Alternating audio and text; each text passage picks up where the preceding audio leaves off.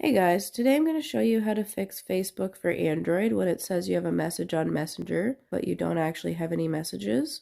Now I've tried a few different methods to fix this and it didn't do anything. So now what I'm going to do is I'm actually going to uninstall the application and then reinstall it. So I'm going to go to my Facebook,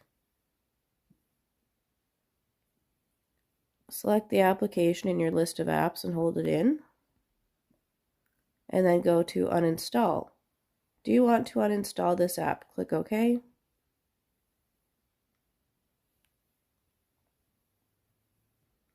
Now go to the Play Store,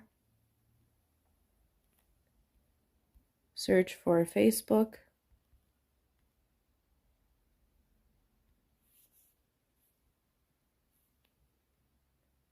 and click Install.